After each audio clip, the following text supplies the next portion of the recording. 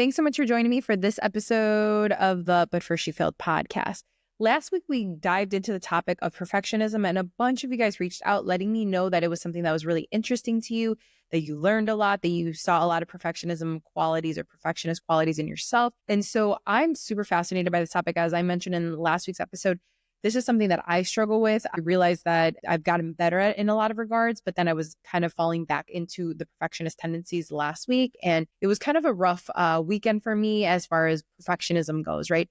And so this is very timely for me. But what's really cool is that it's made me dive into this topic a little bit more. And I think I found some gems in here and some really interesting stuff that I want to share with you guys today in case it could be helpful to you. So in today's episode, we are going to chat about what is the difference between being a perfectionist and a high achiever, right? I find so much value in learning when I learn the things that are wrong with me or the things that I struggle with. I find a lot of value in learning and knowing what's the right way to do something, right? What is the correct way? Because so often we live our whole lives in a certain state and we think that's the norm, and maybe it's not the norm, right?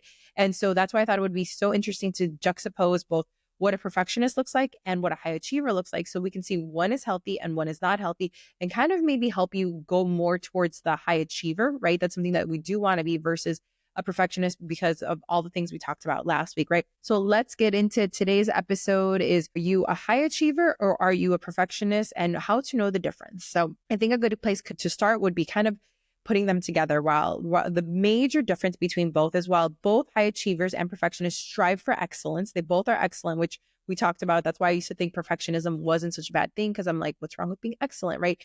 They both strive for excellence. A key difference lies in the approach and reaction to setbacks, right? High achievers focus on continuous improvement and learning from mistakes, while perfectionists often get bogged down with self-criticism and fear of failure. So this is super on brand, super specific for this podcast, right? This is what this whole podcast is about, right?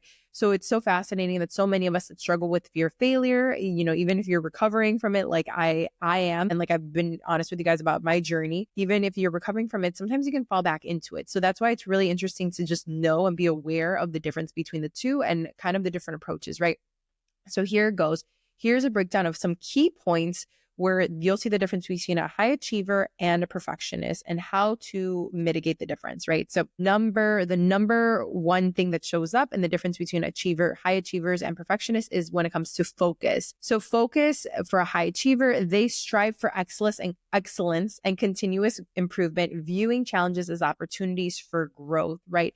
So this is basically someone that has a growth mindset. This is someone that's a whole other topic that I love. And that's a big part of this podcast as well. Growth mindset is when you approach things, well, you can either have, a growth mindset or a limiting mindset, right? Towards anything, right? And so really it's someone that has a growth mindset. That means that they look at everything as like a good thing, that they're continuously improving.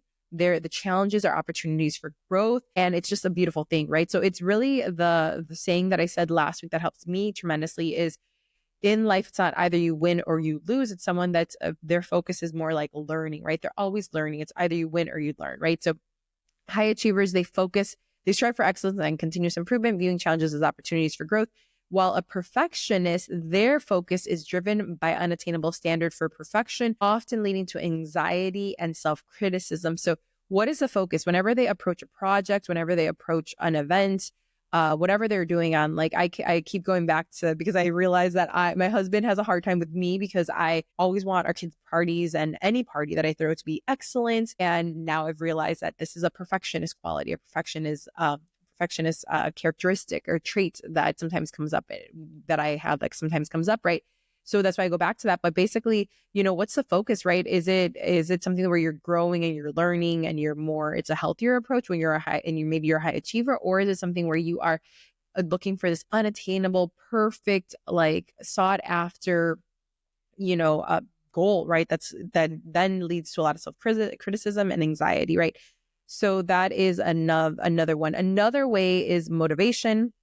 Motivation is another approach, right? That's another difference between high achievers and perfectionists, right? The motivation for a high achiever is they're driven by a desire to master skills and achieve goals, finding satisfaction in the process and the outcome. So very similar. They are looking for the process. They're all about the journey. They're really enjoying who they're becoming in the process of becoming the best version of themselves. They want to master a skill. They want to achieve a goal. And they're really enjoying the whole process, right? They know that they'll get to their goal eventually, but it's not cutthroat. They can get there when they get there, and they're enjoying becoming, essentially, right? Where the motivation for a perfectionist is different. They are driven by fear of failure and a need for external validation rather than an intrinsic motivation, right? So it's the internal things, right? So what is your motivation towards any project you're doing? Is it a perfectionist one? Is it a perfectionist one, or is it a high achiever one? For example, if you want to be successful, let's say you want to go to law school because you said you wanted to go to law school. You told everyone you wanted to go to law school when you were in high school.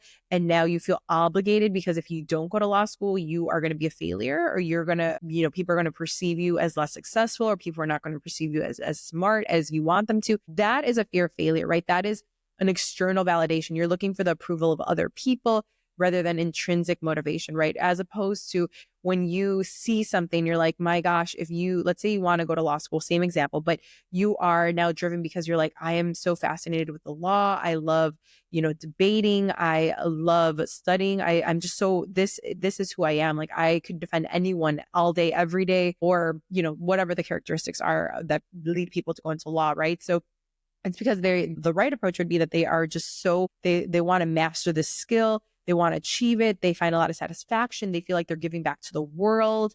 They really find their calling in it. So that's more satisfaction of the process and the outcome, right? So it's a different, and it's a healthy motivation versus an unhealthy one, which is led by fear of failure or looking for validation from others, right? So one is an internal thing and one is an external thing, really. Another way that you can kind of tell the difference between a high achiever and someone that is dealing with perfectionism is resilience, right?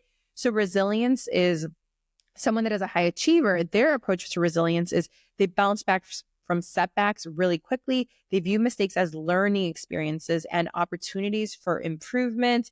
This is so healthy. So if you are someone that kind of, you stumble, you fall, you're like, it's okay, I'm going to improve, I'm going to get better, I'm going to get 1% better every time. If you come up, you get fired from a job, but you're like, you know what, it's their loss, I'm going to do what I got to do. Maybe you'll reflect and see what you could have done better, but then you move on in a healthy way after processing things. You bounce back. You view mistakes as learning opportunities. You're like, what could I have done better in this situation? And you move on. That is more of a resilience. You're more resilient, right? That's more something that a high achiever would do versus someone that is struggling to bounce, someone that is a perfectionist. When it comes to resilience, they struggle to bounce back from setbacks, often becoming overly critical of themselves and others, right?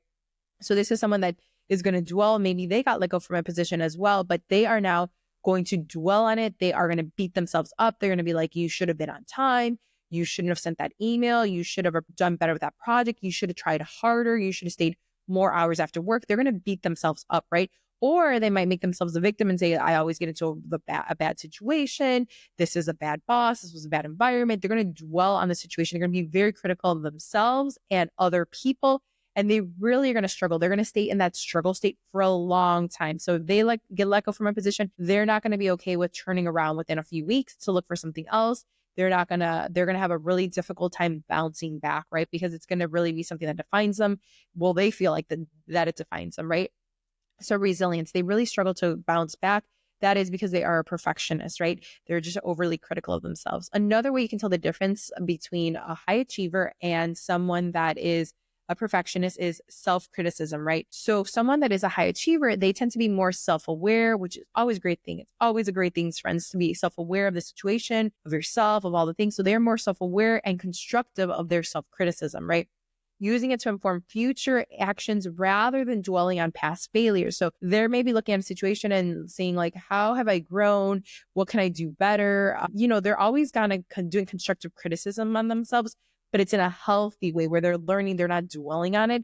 Maybe they'll come across a situation or say, think about it, reflect on it later and say, I could have handled that situation better. And maybe I could get faster at reacting to something or processing the emotion faster. Or maybe I shouldn't say that next time. Maybe I'll keep my mouth shut. Or they're just going to be quicker about the self-criticism, and it's not going to be something that dwells. And it's going to be something that's they're going to reflect on it and move on kind of quickly. But it's going to be something that is constructive criticism, right? They're going to be stronger every time because it's going to inform their future actions rather than dwelling on their past failures. So they're not spending that much time in dwelling on the past, right? Whereas someone that is a perfectionist, they tend to be highly self-critical. often focusing on flaws and mistakes rather than strengths and accomplishments. So this is someone that they're going to they're going to be beating themselves up internally. They are going to be focused on their flaws. They're going to be like in a situation similar to what I said, where maybe they overspoke or maybe they said a little too much in a situation. I am a talker, so I've been there a million times. Maybe they're going to be like, you always talk too much. Why do you always say these things? Like, you need to call, they're going to be very critical, highly critical of themselves. And it's not going to be something where it's like, the situation, I could have handled it better. The situation, I'm going to do better next time. And it's going to help them grow. It's going to be something where they're going to be beating themselves up, right? So they're going to be very self-critical, focusing on the flaws, focusing on the mistakes, maybe they'll replay a situation over and over and over and over and condemn themselves on whatever situation, whatever didn't go perfectly. Maybe they had a conversation, opportunity to speak someone, there was an opportunity, but they put their foot in their mouth and they're going to be like dwelling and sulking in that for a long time, right? So they're going to be super, super self-critical. That is someone that is a perfectionist, right? Another way that a perfectionism versus high achiever, you can tell the difference is with when it comes to feedback, right? So someone that is a high achiever, they're really open to constructive criticism. They are constructive criticism and feedback, right? Because it's always feedback when someone gives you constructive criticism, using it to refine their skills and their approach. So I see this as someone that maybe if a friend comes up to them and says, hey, I think you're my good friend. I want to confide in you. I don't think that your actions in that situation were the best. I think maybe it was a little bit immature of you, or I know that you're going after this goal and I think I want to challenge you to do better in this area. I think you could do better in a loving way. They're going to be really open to this, right? So this is someone that is very open to constructive criticism. It doesn't mean that it won't hurt or won't sting a little bit, but they're open to constructive criticism. They're open to that feedback. They're open to growing because they see as, other people have value to add to their lives, people that love them. If it's someone that they trust and love, they're going to be really open to that. And they're going to use it to refine themselves, to get better. They're really going to take that scripture into account, that iron sharpens iron. And they're going to view it that way. Like, this person is just trying to sharpen me. And they're going to view other things as like, this is just an opportunity for me to get better and to sharpen, right? So they're really open to feedback and they're receptive to it, right? They're not going to get hurt. They're not going to get in their feelings, right? Versus someone that is a perfectionist when it comes to feedback, they may react negatively to criticism, viewing it as a personal attack or reflection on their perceived inadequacy. So what does that mean? That means that this is someone that if you say, hey, I don't think you handle, like if a friend comes up to them and is like, hey, I don't think you handle that situation the best, they're going to get very defensive. They're going to close off. They're going to say like, defend all their situation and just be very like not receptive to the criticism or to the constructive criticism that is, or to the feedback rather. They're going to be someone that's going to be like very closed off, very defensive. Someone, maybe people are going to feel like they can come to them and, share things with them. Maybe it might cause, and this could be detrimental in a lot of ways. It could affect friendships. It could affect relationships, like romantic relationships. It could affect work situations, right? Because it's really important in all areas of our lives for us to be open to that feedback, open to constructive criticism, because we're always on a journey to grow. We should always know that we're on a journey. We're never our perfect version of ourselves. We're never going to arrive. We're always able to get better and better, right? And so someone that has that really like visceral reaction to anything that is like any constructive criticism, or anyone that, has anything to say or to like help them that's coming from a loving place, they're going to attack the person. They're going to, just be very defensive and just not receive it, right? Which is pretty sad, because then they are not taking that opportunity to grow and learn, right? So this is someone that is a perfectionist. They are, very closed off in this area when it comes to feedback.